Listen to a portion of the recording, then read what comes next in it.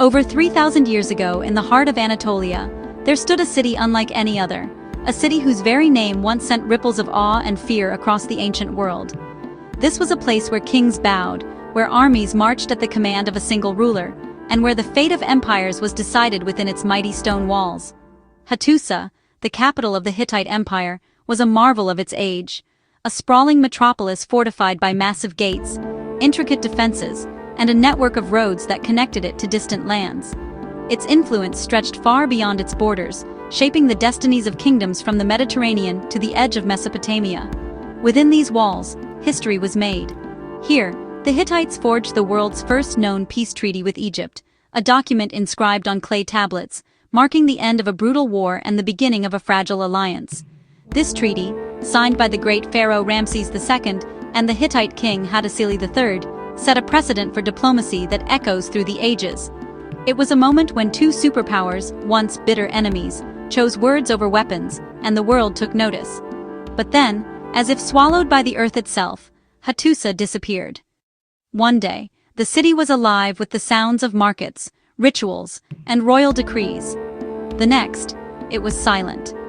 No enemy army breached its walls. No fires raged through its streets.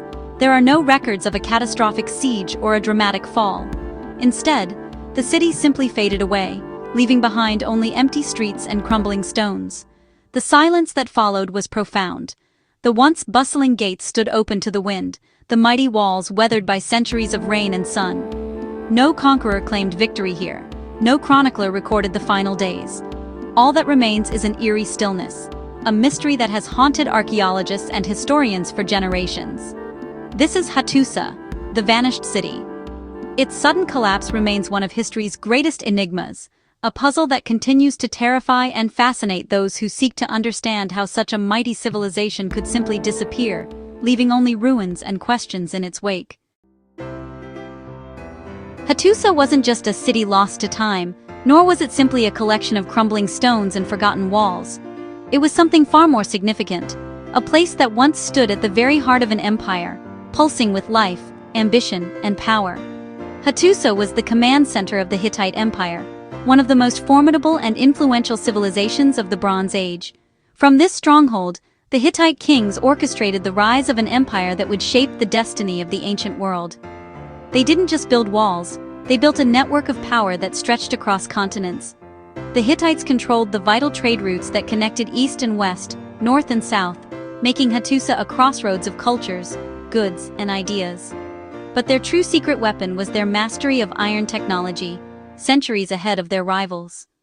This gave them an edge in warfare, agriculture, and industry, allowing them to equip their armies and expand their influence in ways that others could only dream of. With this power, the Hittites didn't just defend their borders, they projected their might outward, challenging the greatest powers of their age.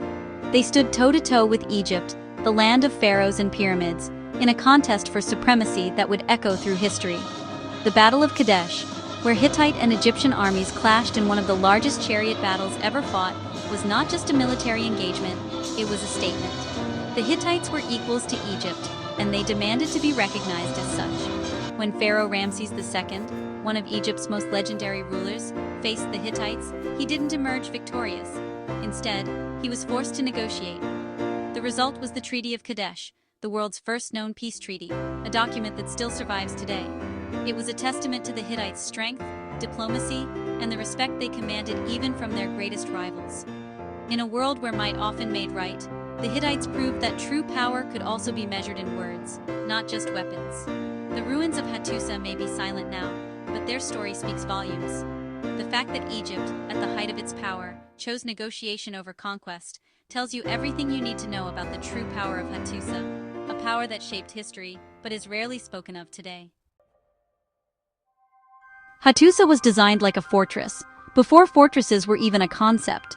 Walls stretching 8 kilometers, watchtowers, gateways carved with lions and gods. Every entrance was psychological warfare. You weren't just entering a city, you were entering authority. Here's what makes Hattusa different. They didn't rule by fear alone, they ruled by records. Thousands of clay tablets, laws, treaties, military orders, diplomatic letters. This wasn't chaos, it was a system, a centralized empire, centuries before Rome. And then, everything stops. Around 1200 BCE, Hattusa is abandoned. No bodies, no mass destruction, no rebuilding. The capital of a superpower, simply emptied. Imagine Washington, D.C. vanishing tomorrow, without a single explanation. For centuries, the fate of the Hittite Empire has puzzled historians and archaeologists alike. What could have brought down such a powerful civilization, one that had dominated Anatolia and rivaled the might of Egypt?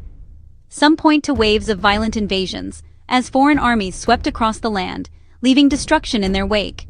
Others argue that a catastrophic climate collapse, years of drought, failed harvests, and famine, undermined the very foundation of Hittite society. Still others blame economic breakdown, as trade routes faltered and the lifeblood of the empire dried up. But here's the uncomfortable truth. After decades of research, no single theory fits all the evidence. The collapse of the Hittite Empire remains one of history's greatest mysteries. The clues are scattered: ruined cities, abandoned palaces, and cryptic clay tablets that hint at chaos and desperation. What we do know is that the empire fell with astonishing speed. In just a few years, a civilization that had stood for centuries vanished almost without a trace. The scale and suddenness of the collapse is staggering. Entire cities emptied, monuments toppled, and the once mighty Hittite kings reduced to legends. This wasn't just a local disaster. Trade networks that had connected kingdoms from Greece to Egypt, from Anatolia to the Levant, crumbled almost overnight. The collapse of these routes meant the end of commerce, communication, and cultural exchange across the entire Bronze Age world. Greece, Anatolia, the Levant, and Egypt all were shaken by the same wave of destruction. Each region faced its own unique challenges, but the pattern was unmistakable. Cities burned, populations fled, and the old order was swept away. Hattusa, the heart of the Hittite Empire, was not merely a casualty of this collapse. It was at the epicenter, a city whose fall signaled the unraveling of an entire age. The ruins that remain are a silent testament to a world lost. In many ways, Hattusa was the first domino to fall. Its sudden disappearance set off a chain reaction that would echo across continents, changing the course of history forever. Hattusa didn't fall because it was weak. It fell because it was interconnected. Too many systems, too many dependencies. When one failed, everything failed. This wasn't ancient failure, it was systemic collapse. We think collapse looks dramatic: wars, explosions, ruins. But Hattusa shows something scarier. Collapse can be quiet. Systems fail, people leave, power disappears, and history moves on.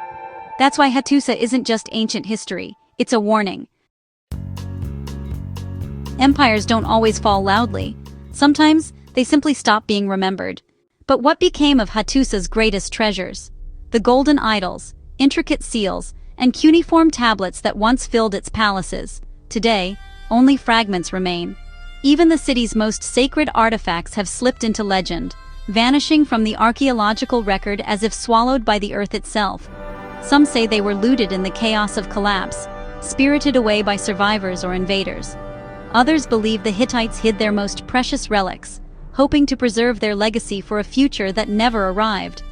Despite decades of searching, entire royal archives and priceless objects are still missing, lost somewhere beneath the Anatolian soil, or traded across ancient worlds. This lingering mystery haunts every stone of Hattusa.